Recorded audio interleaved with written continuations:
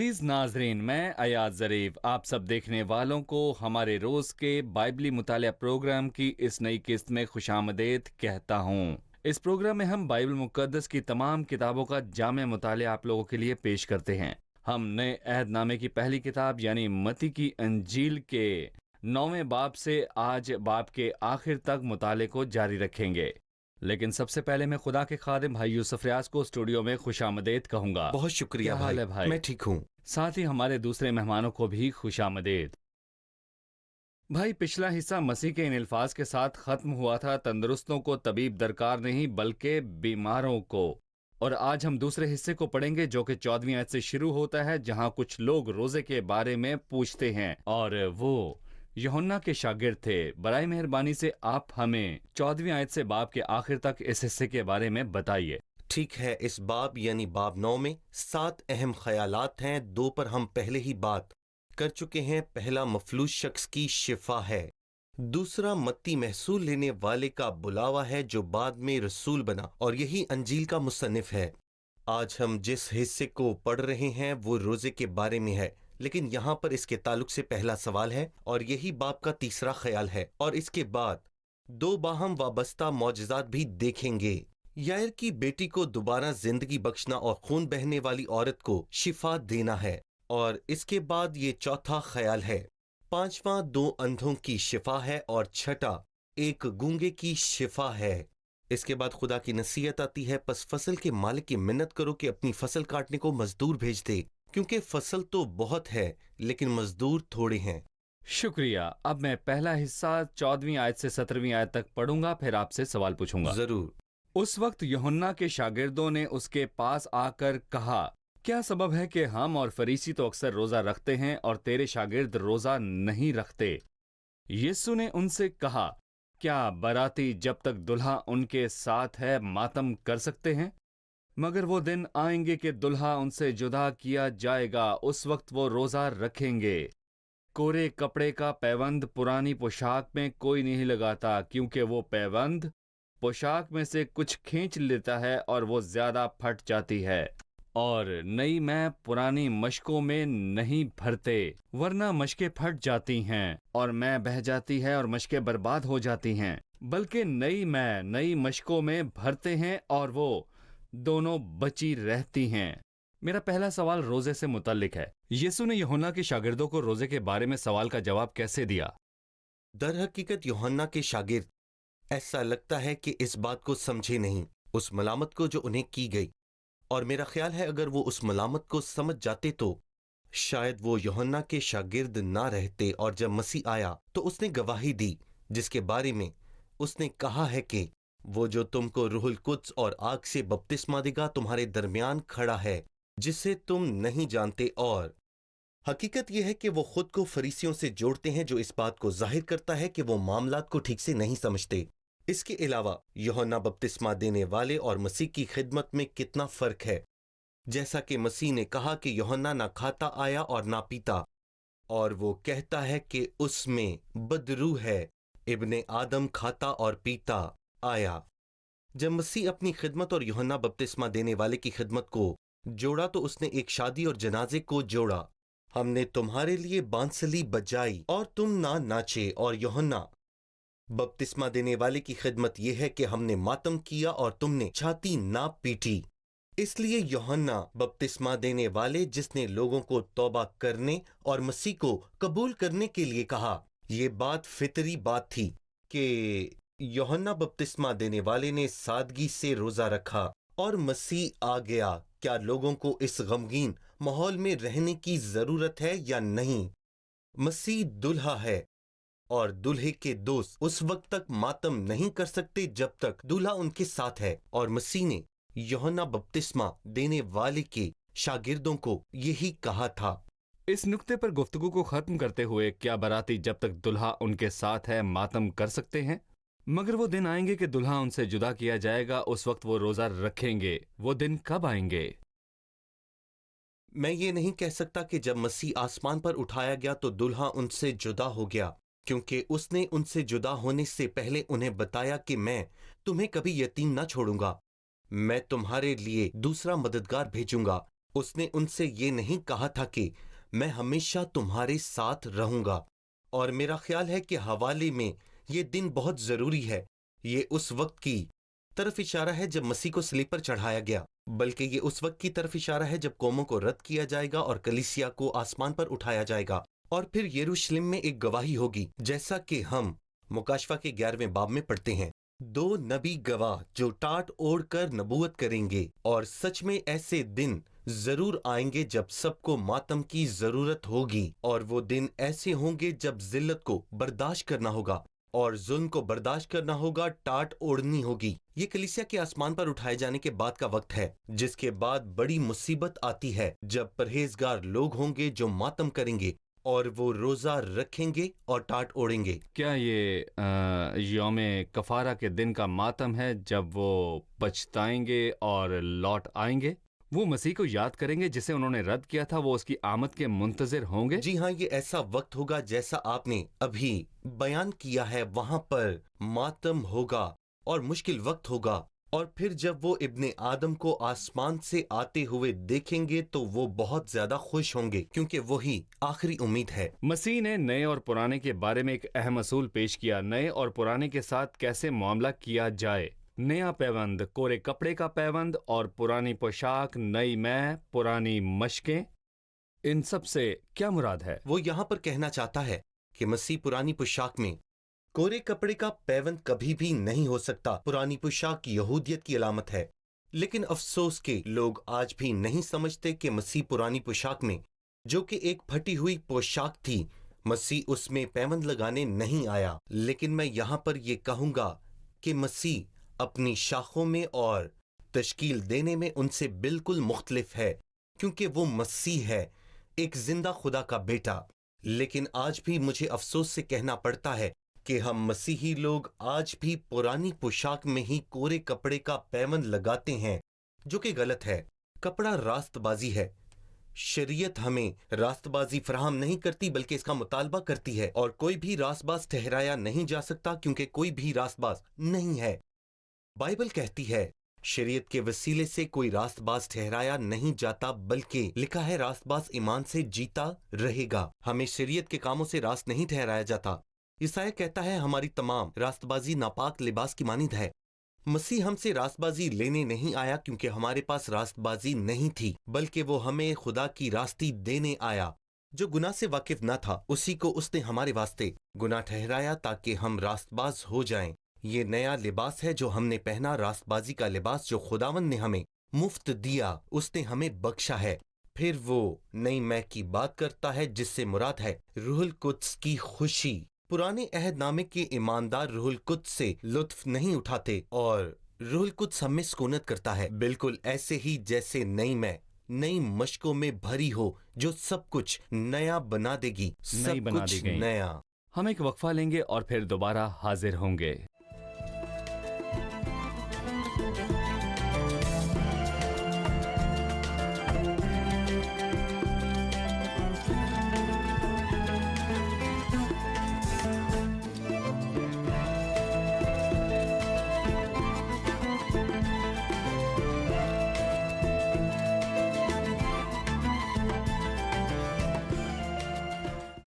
نویں باب کی 18ویں آیت، وہ ان سے یہ باتیں کہہ ہی رہا تھا کہ دیکھو ایک سردار نے آ کر اسے سجدہ کیا اور کہا میری بیٹی ابھی مری ہے، لیکن تو چل کر اپنا ہاتھ اس پر رکھ تو وہ زندہ ہو جائے گی۔ بتائیے کہ یہ حکمران کون ہے، اور کیا یہ زندہ کرنے کا پہلا معجزہ ہے یا کوئی اور تھا؟ جی بھائی۔ یہ حکمران یائر ہے، جیسا کہ ہم دوسری اناجیل میں یہ سمجھ پاتے ہیں۔ عبادت خانوں میں وہ ایک حکمران تھا، اور اس کی ایک ہی بیٹی تھی جو بہت لاڈلی اور اس سے بہت ہی عزیز تھی۔ اس کی عمر 11 سال تھی۔ وہ بہت چھوٹی عمر میں ہی بیمار ہو گئی تھی، اور وہ اسے بہت زیادہ پیار کرنے والا باپ تھا، جس کا ذکر ہم لوکا اور مرکس میں دیکھتے ہیں، اور اس کا مطلب یہ ہے کہ اس نے اس کا انتظار کیا جب تک وہ بستر مرگ پر تھی، اور وہ ہمیں کہانی کا مختصر ویژن بتانا چاہتا ہے کہ اس کی بیٹی مر گئی، اور جب ہم مرکز کو پڑھتے ہیں تو ہمیں مزید اس کے بارے میں پتہ چلتا ہے۔ ہم جانتے ہیں کہ وہ اس کے پاس تب آیا جب وہ مرنے کو تھی۔ یائر نے کہا میری چھوٹی بیٹی مرنے کو ہے، یسوع کو وہاں آتے ہوئے دیر لگی کیونکہ وہ عورت جسے 12 برس سے خون جاری تھا اس نے اسے چھوا اور اس نے اسے سب سچ بتا دیا، اس لیے مسیح کو وہاں آنے میں دیر لگی، اور جب مسیح آیا تو اس کی بیٹی مر گئی۔ مسیح یائر کے گھر آیا اور اس کی بیٹی کو زندہ کیا۔ کیا یہ پہلا معجزہ تھا کسی کو مردوں میں سے زندہ کرنے کا؟ لیکن جہاں تک ہم جانتے ہیں شفا اور زندگی کو بحال کرنے کے علاوہ بھی اور معجزات ہیں۔ مثلاً 11ویں باب میں یوحنا بپتسمہ دینے والے نے پوچھا کہ آنے والا تو ہی ہے یا ہم پھر کسی اور کی راہ دیکھیں؟ یسوع نے اسے جواب دیا اور کہا کہ جو کچھ تم دیکھتے اور سنتے ہو وہ یوحنا کو بیان کرو۔ ایسا لگتا ہے کہ مسیح نے وہاں پر بہت سے مردوں کو زندہ کیا تھا، تاہم بائبل میں صرف 3 کا ذکر ہے: یائر کی بیٹی جو کہ اکلوتی تھی، لیکن ایک جوان جو اپنی ماں کا اکلوتا تھا، اکلوتا بیٹا، پھر لازر ہے جو اپنی بہنوں مریم اور مارتھا کا اکلوتا بھائی تھا، اور وہ اس سے بہت پیار کرتی تھیں کیونکہ لازر ان کا اکلوتا بھائی تھا۔ صحیح، یائر آیا اور اپنی بیٹی کے لیے کہا، صوبیدار آیا اپنے ملازم کے لیے کہا۔ کہانی کی تفصیلات میں جانے سے پہلے مہربانی سے آپ ہمیں ہمارے کام کی جگہ اور خاندان کی ذمہ داری کے بارے میں بتائیں۔ صوبیدار کی کوئی خدمت کرتا تھا یا مدد کرتا تھا، اور یائر کی بیٹی تھی۔ ہمیں اپنے ساتھیوں کو کس طرح خداوند کے قریب لانا چاہیے؟ دعا کے ذریعے مسیح کے پاس گئے کیونکہ وہ جسم میں تھے، لہٰذا ذاتی طور پر گئے اور ذاتی طور پر انہوں نے ان سے پوچھا۔ مسیح ہمارے ساتھ آج جسم میں موجود نہیں، لیکن وہ ہماری دعاؤں کو بڑے غور سے سنتا ہے۔ کیا اگر ہم اس سے کچھ مانگے تو وہ سنتا ہے؟ بے شک انہیں یقین تھا کہ خدا دعاؤں کو سنتا ہے اور وہ اس سے بات کر رہے تھے۔ ہمیں بھی یقین ہونا چاہیے کہ خدا ہماری دعائیں سنتا ہے اور ہمیں آزادانہ طور پر اس سے بات کرنی چاہیے۔ 19ویں آیت میں لکھا ہے، یسوع اٹھ کر اپنے شاگردوں سمیت اس کے پیچھے ہو لیا، اور دیکھو ایک عورت نے جس کے 12 برس سے خون جاری تھا اس کے پیچھے آ کر اس کی پوشاک کا کنارہ چھوا، کیونکہ وہ اپنے جی میں کہتی تھی کہ اگر صرف اس کی پوشاک ہی چھو لوں گی تو اچھی ہو جاؤں گی۔ یسوع نے پھر کر اسے دیکھا اور کہا، بیٹی، خاطر جمع رکھ، تیرے ایمان نے تجھے اچھا کر دیا۔ پس وہ عورت اسی گھڑی اچھی ہو گئی۔ یہ واضح ہے کہ یائر اپنی بیٹی کے لیے دعا کرنے آیا تھا، جی، لیکن وہاں ایک عورت تھی جس کو دعا کرنے والا کوئی نہ ملا۔ خداوند یائر کی بیٹی کے پاس جانے سے پہلے اس کو ملا۔ آپ ہمیں اس واقعے کے بارے میں بتائیں۔ ٹھیک ہے، ہم نے 3 معجزات دیکھے جن میں سے ہر ایک کی اپنی شکل ہے، اور ہم دیکھتے ہیں پاگل شخص خداوند کے پاس آیا، اور پھر یائر اپنی بیٹی کے لیے دعا کرانے آیا، اور وہ عورت جس کے خون جاری تھا نہ تو وہ مسیح کے پاس آئی اور نہ ہی اس کے لیے کسی نے دعا کی تھی، اور وہ خود ہی خداوند کے پاس آئی۔ ہم اپنے بھائیوں، بہنوں اور اپنے رشتہ داروں اور وہ لوگ جو ہمارے ساتھ کام کرتے ہیں سب کے لیے دعا کر سکتے ہیں۔ مجھے دعا کرنی چاہیے، لیکن ہمیں یہ بھی نہیں بھولنا چاہیے کہ بہت سے معاملات ہیں جس میں خداوند نے خود ہی پہل کی تھی، اور وہی ہے جو پہلے ہمارے پاس آتا ہے۔ جیسے وہ سامری عورت کے پاس گیا، وہی ہے جو ہمارے ساتھ پہل کرتا ہے کیونکہ وہ ہم سے پیار کرتا ہے۔ اس عورت کی حالت اور اس کی ضرورت اور اس کی نااہلیت، اس کے توکل اور اس کے خداوند پر ایمان میں آپ کیا دیکھتے ہیں؟ میں اس کے توکل اور ایمان کی تعریف کرتا ہے کیونکہ وہ عورت موجود ہے، کیونکہ اس سے پہلے کسی نے بھی اس طرح کی شفا کا تجربہ نہیں کیا۔ اس کے بعد بہت سے لوگوں نے ایسا کیا اور جتنوں نے چھوا وہ اچھے ہو گئے۔ اس عورت نے کہا کہ مجھے اس سے پوچھنے کی ضرورت نہیں، مجھے یہ بتاتے ہوئے شرمندگی ہوگی کہ میں خون بہنے کی بیماری میں مبتلا ہوں۔ اگر لوگوں کو یہ معلوم ہوتا تو وہ مجھے کبھی قریب نہ آنے دیتے، لہٰذا میں کسی کو نہیں بتاؤں گی اور جاؤں گی۔ اس نے سوچا کہ اگر میں اس کی پوشاک کو چھو ہی لوں گی تو اچھی ہو جاؤں گی۔ مسیح اسے ایک خوبصورت سبق سکھانا چاہتا تھا، تو نہ صرف شفا پائے گی بلکہ اپنے ایمان کے مطابق سلامتی سے جائے گی۔ اس کے علاوہ چھونے سے تجھے شفا نہیں ملی بلکہ تیرے ایمان کے وسیلے تجھے شفا ملی ہے، کیونکہ اگر مسیح کی پوشاک کو چھونے سے شفا مل جاتی تو مسیح کی پوشاک کو ہر کوئی چھوتا اور کہتا کہ مسیح کی پوشاک مجھے کہاں ملے گی، لیکن مسیح نے اس سے یہ کہا کہ جا، تیرے ایمان نے تجھے اچھا کیا۔ تو میں بھی ایمان رکھ سکتا ہوں کہ مسیح میرا شافی ہے، میرے لیے کافی ہے۔ میں شفا پانے کے لیے یہ کہہ سکتا ہوں۔ مجھے یہ حقیقت پسند ہے کہ مسیح نے اسے بیٹی کہا، بیٹی خاطر جمع رکھ۔ گویا وہ اسے بتا رہا ہے کہ یائر کی ایک بیٹی ہے اور وہ یہاں اس کی جگہ ہے۔ ہو سکتا ہے کہ یہاں تیری جگہ مجھے کہنے والا کوئی نہیں، پھر بھی میں تجھے بیٹی کی طرح دیکھتا ہوں۔ تم بہت قابل قدر ہو۔ اگر کوئی تمہارا نہیں تو خداوند تمہارا ہے، اور اگر کوئی تمہارا نہیں تو فکر نہ کرو، جن کا کوئی نہیں ہوتا ان کا خدا ہوتا ہے۔ भाई, जो उसने यायर की बेटी के साथ किया, क्या आप उस पर कुछ बताएंगे? और जब यीशु सरदार के घर में आया, जब वो सरदार के घर में आया तो जाहिर है कि बेटी मर चुकी थी। तमाम अनाजील हमें ये बताती हैं कि यायर की बेटी मर चुकी थी, मगर मसीह ने एक बात कही कि ये लड़की मरी नहीं बल्कि सोती है, और यहाँ पर मरकज़ बताता है कि वो लोग उस पर हंसे, ये मजाक उड़ाना था, लेकिन वो लड़की मर चुकी थी। गोया इसका यकीन सबको हो गया, बस उसके मरने के दस्तावेज को जारी करने का मौलिज नहीं मिल रहा था जो आकर इस बात की तस्दीक कर दे कि ये लड़की मर चुकी है। और जब लोग मसीह की इस बात पर हंसे कि लड़की मरी नहीं बल्कि सोती है, तो ये उस बात की तस्दीक थी कि लड़की वाकई मर चुकी है। लेकिन मसीह के लिए इस बात में कोई फर्क नहीं था कि लड़की सो रही है या फिर मर चुकी है। किसी खुदा के बंदे ने मुझसे एक बात कही कि एक सोए हुए बंदे को उठाना हमारे लिए मुश्किल हो सकता है, लेकिन मसीह के लिए एक मरी हुई लड़की को जिंदा करना मुश्किल न था। उसने उससे कहा, ए लड़की, मैं तुझसे कहता हूँ उठ, और वो लड़की फिलफौर उठ गई। ये पहला मौजज़ा था। सही। आपने कहा था कि मत्ती की इंजील वाक़यात को तकसीमी तौर पर तरतीब देती है। मैं जानना चाहता हूं कि इन दोनों बाहम मौजज़ात में कोई तकसीम से मुतल्लिक तालीम मौजूद है। वो इबादत खाने के एक सरदार की बेटी को जिंदा करने जा रहा था, फिर भी एक ऐसी औरत उसके रास्ते में रुकावट बनी जिसके लिए उसने मौजज़ा किया, फिर उसने यायर के घर की तरफ अपना रुख किया। क्या यहाँ कोई तकसीमी तस्वीर है? ठीक है, आपने ये भी गौर किया कि इन दोनों मामलात में 12 साल दोहराए गए हैं। सही।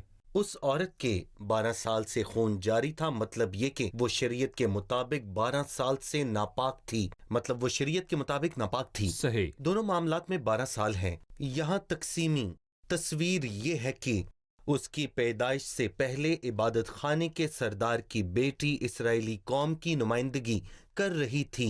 अपनी पैदाइश से इसराइली कौम गैर कौमों को नापाक समझती है, और खुदावन एक मुर्दा लड़की को बहाल करने के रास्ते पर था, लेकिन उसके रास्ते में एक गैर कौम की औरत आ गई जो नापाक थी, लेकिन यीशु मसीह ने उसे शिफा दी जो शरीयत के मुताबिक नापाक थी। लेकिन उस औरत ने ना सिर्फ शिफा पाई बल्कि शिफा के साथ पाकीज़गी भी। और यहाँ पर मसीह एक मुर्दा लड़की को जिंदा करने वाला था, क्योंकि होसिया के 6 बाब के मुताबिक लिखा है कि वो 2 रोज के बाद हमें हयात ताज़ा बख्शेगा और तीसरे रोज हमें उठा खड़ा करेगा और हम जिंदगी बसर करेंगे। मुर्दा लड़की से मुराद यहूदी कौम है। यहूदी कौम को जिंदा करने के रास्ते में एक नापाक औरत ने उससे छुआ और शिफा हासिल की। वो नापाक औरत आखिर कौन थी? वो हम हैं, गैर कौमें। गैर कौमों से। सही। लेकिन इसके बाद वो मुर्दा लड़की को जिंदा करने जाएगा, इससे मुराद मुस्तकबिल का बकिया है। वो बाप दादा की खातिर प्यारे हैं। सही। 27वीं से 31वीं आयत के दौरान जो मौजज़ा हुआ 2 नाबीना अफराद की शिफा में, आप क्या देखते हैं?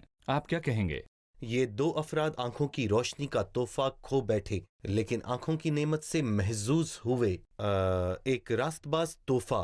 जरा सुनिए आखिर में उन्होंने क्या कहा।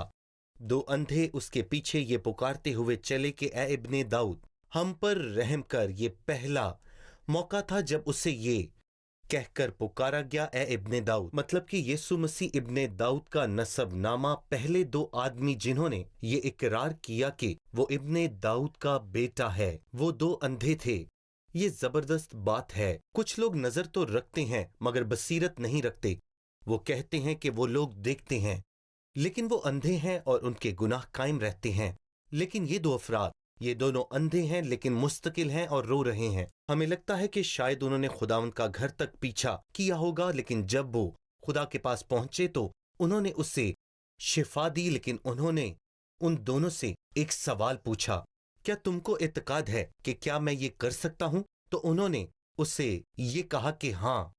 पुराने अहदनामे में भी 2 आदमी हैं जिन्होंने ईमान रखा और उन्हें मिला। वो नून का बेटा यशवा था और यिफना का बेटा कालिब है। उन दोनों को ये यकीन था कि वो उस मुल्क में जरूर जाएंगे और खुदा भी उन्हें ये कह रहा था कि तुम्हारे इत्तेकाद के मुआफिक तुम्हारे लिए हो, क्योंकि जैसा तुम्हारा ईमान है तुम्हें वैसा ही जरूर मिलेगा। सही। हम एक छोटे से वक्फे के बाद दोबारा हाजिर होंगे।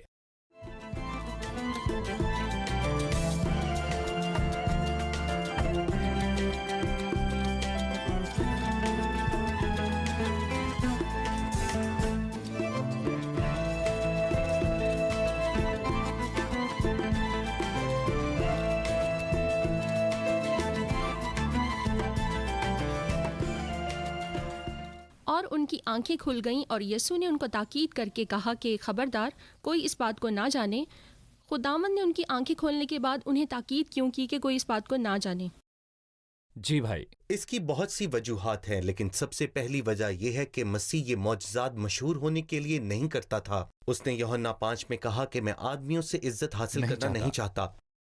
اور دوسری بات یہ کہ مسیح نہیں چاہتا کہ اسے ایک معجزات کرنے والے کے طور پر جانے، کیونکہ مسیح نہیں چاہتا کہ اسے ایک معجزات کرنے والے کے طور پر جانا جائے، بلکہ وہ چاہتا ہے کہ اسے ایک ربی کے طور پر جانا جائے، کیونکہ اس کے آنے کی بنیادی وجہ یہ تھی کہ وہ گناہ گاروں کو ان کے گناہوں سے نجات دلائے اور ان کے لیے قربان ہو۔ تیسری وجہ کہ یہ معجزہ کفرنہوم میں کیا گیا، وہ شہر جو خداوند سے بہت سارے معجزات دیکھنے کے باوجود بھی کفرنہوم توبہ نہ کر پایا، اس لیے خداوند ان پر عدالت کو لانا نہیں چاہتا، کیونکہ زیادہ جانتے ہوئے بھی اسے رد کرنا سخت عدالت لاتا ہے۔ اور سب سے آخر میں خداوند لوگوں کے فیصلوں پر نظر انداز ہونا بالکل بھی نہیں چاہتا تھا۔ یہ دونوں اندھے افراد بھی معجزہ ہونے سے پہلے اسے ابن داؤد کے طور پر جاننے میں کامیاب ہو گئے تھے، کیونکہ وہ ایمان میں مضبوط تھے۔ اس کا مطلب ہے یہ بات سچی ہے کہ وہ ابن داؤد ہے، پھر مجھے ابن داؤد کی حیثیت سے لوگوں کو متاثر کرنے کی ضرورت ہے، اور ایمان اس پر یقین کرنا ہے جو ہماری آنکھوں کو نظر نہیں آتا مگر ہوتا ہے۔ اس کے نتیجے میں تمہیں دیکھنے کے لیے وہ ملے گا جس کا یقین تم نے کیا تھا۔ صحیح۔ اگلے حصے میں ہم دیکھتے ہیں کہ 32ویں آیت سے 34 میں 2 گونگوں کو شفا ملی۔ جب وہ باہر جا رہے تھے تو دیکھو لوگ ایک گونگے کو جس میں بدرو تھی اس کے پاس لائے، اور جب وہ بدرو نکال دی گئی تو گونگا بولنے لگا، اور لوگوں نے تعجب کر کے کہا کہ اسرائیل میں ایسا کبھی نہیں دیکھا گیا۔ مگر فریسیوں نے کہا یہ تو بدروہوں کے سردار کی مدد سے بدروہوں کو نکالتا ہے۔ بھائی یوسف، کیا آپ اس معجزے اور فریسیوں کے برے رد عمل پر تبصرہ کریں گے؟ معجزے کے بعد وہ دونوں بینا باہر چلے گئے، مطلب کہ انہیں بینائی سے نوازا گیا، اور جیسے ہی وہ باہر گئے لوگ ایک گونگے کو جس میں بدروہیں تھیں اس کے پاس لائے۔ غور کریں کہ گونگے کو مسیح کے پاس لایا گیا۔ 2 اندھے آدمیوں کو مسیح کے پاس لانے کی ضرورت نہ پڑی، وہ چلا رہے تھے، اے ابن آدم ہم پر رحم کر۔ اور پھر ہم ابن پڑھتے داؤد۔ ہیں کہ جب وہ بدرو نکال دی گئی تو وہ گونگا بولنے لگا، اور لوگوں نے تعجب کر کے کہا کہ اسرائیل میں ایسا کبھی نہیں دیکھا گیا، جو کہ سچ ہے۔ اور افسوس ہے کہ فریسی اس وقت اپنی بے اعتقادی اور کفر کے ساتھ وہیں موجود تھے۔ جب فریسیوں نے کہا کہ یہ بدروہوں کے سردار کی مدد سے بدروہوں کو نکالتا ہے اور یہ گناہ ہے جو کہ ناقابل معافی گناہ سمجھا جاتا ہے، تاہم خدا نے اپنے رحم میں یہ ظاہر کیا کہ میں نے سنا ہی نہیں، تاکہ وہ انہیں اپنے پاس آنے کا ایک اور موقع دے سکے۔ اور جب انہوں نے 12ویں باب میں یہی گناہ دہرایا تو خداوند نے اپنی قوم پر اس گناہ کی عدالت کی، وہ گناہ جو اس کے نزدیک ناقابل معافی گناہ تھا، جو کہ روح القدس کے خلاف ہے۔ صحیح۔ پس ہم آخری حصے پر پہنچے ہیں جو کہ 35ویں آیت سے ہے۔ اور یسوع سب شہروں اور گاؤں میں پھرتا رہا اور ان کے عبادت خانوں میں تعلیم دیتا اور بادشاہی کی خوشخبری کی منادی کرتا اور ہر طرح کی بیماری اور ہر طرح کی کمزوری دور کرتا رہا۔ اور جب اس نے بھیڑ کو دیکھا تو اس کو لوگوں پر ترس آیا، کیونکہ وہ ان بھیڑوں کی مانند جن کا چرواہا ہو خستہ حال اور پراگندہ تھے۔ تب اس نے اپنے شاگردوں سے کہا کہ فصل تو بہت ہے لیکن مزدور تھوڑے ہیں، پس فصل کے مالک کی منت کرو کہ وہ اپنی فصل کاٹنے کے لیے مزدور بھیج دے۔ مسیح نے تقریباً تمام شہروں میں تعلیم دی اور بادشاہی کی خوشخبری کی منادی کی۔ یہی اس نے 4 باب کے آخر میں کیا۔ صحیح۔ لیکن لکھا ہے جب اس نے بھیڑ کو دیکھا تو اس کو لوگوں پر ترس آیا، کیونکہ وہ ان بھیڑوں کی مانند جن کا چرواہا نہ ہو خستہ حال اور پراگندہ تھے۔ آپ ہمیں مسیح کے دل کے بارے میں بتائیں۔ ہم مسیح کا ہمدرد دل دیکھتے ہیں، اور ہم اناجیل میں مسیح کی ہمدردی کے ساتھ متحرک ہونے کے بارے میں بہت کچھ پڑھتے ہیں۔ ہم یہاں اس کی الہیت کو بھی دیکھتے ہیں، وہ ایک چرواہا ہے، اور ہم یہ بھی جانتے ہیں کہ اچھا اسرائیل کا چرواہا کون ہے، وہ یہوہ ہے۔ وہ چوپان کی مانند اپنا گلہ چرائے گا اور بروں کو اپنے بازوؤں میں جمع کرے گا اور اپنی بغل میں لے کر ان کو چلے گا، اور ان کو جو دودھ پلاتی آہستہ آہستہ لے کر چلے گا، کیونکہ خداوند میرا چوپان ہے۔ اور ایوب کہتا ہے کہ وہیں سے وہ چوپان اٹھے گا جو اسرائیل کی چٹان ہوگا۔ وہ چرواہا ہے لیکن صرف چرواہا نہیں۔ اور پھر فصل کے مالک کی منت کرو، وہ اپنی فصل کاٹنے کے لیے اور مزدور بھیجے۔ فصل کا مالک مسیح ہے، یہوہ، اور وہی شافی خدا بھی ہے۔ ہم یہی حقیقت پورے صحیح۔ باب میں دیکھتے ہیں۔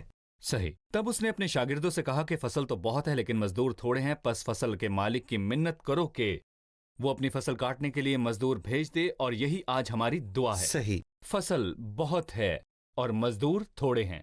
بہت سے لوگ وہ کردار ادا کرتے ہیں جو ان کا نہیں، لیکن خدا اس قسم کے مزدور دیکھتا ہے جو فصل کے مالک کے طور پر اس کے سامنے آتے ہیں۔ شکریہ بھائی یوسف۔ ہم پروگرام کے اختتام پر ہیں، آئیے مہمانوں سے رائے جانیں۔ آج کے پروگرام سے آپ نے کیا سیکھا؟ ہم نے سیکھا ہے کہ 3 طریقے ہیں جن سے خدا ملتا ہے، یا ہم اس کے پاس جاتے ہیں۔ یائر نے اپنی بیٹی کے لیے دعا کی، ایک عورت نے اپنے لیے دعا کی، یہ وہ تھی جس کے خون جاری تھا۔ سامری عورت کے پاس خداوند خود گیا تھا۔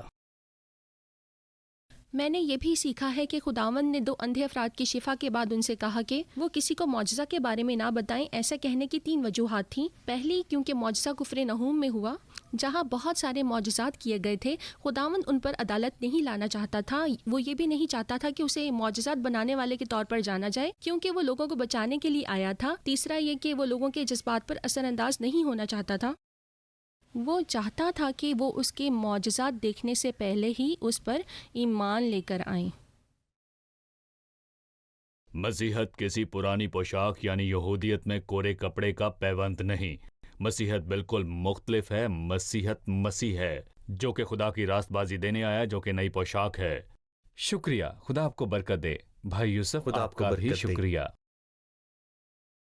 عزیز ناظرین، اس قسط میں ہم نے عظیم طبیب مسیح کو دیکھا، جس میں اس عورت کو مکمل سکون ملا جس کا خون بہنا جاری تھا 12 سال سے۔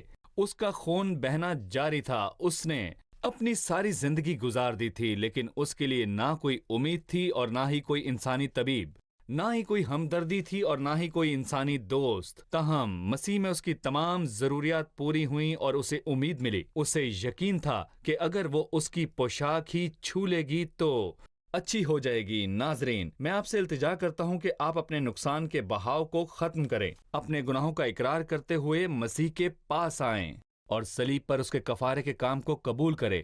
ان الفاظ کے ساتھ پھر ملاقات ہوگی۔ خدا آپ سب کو برکت دے۔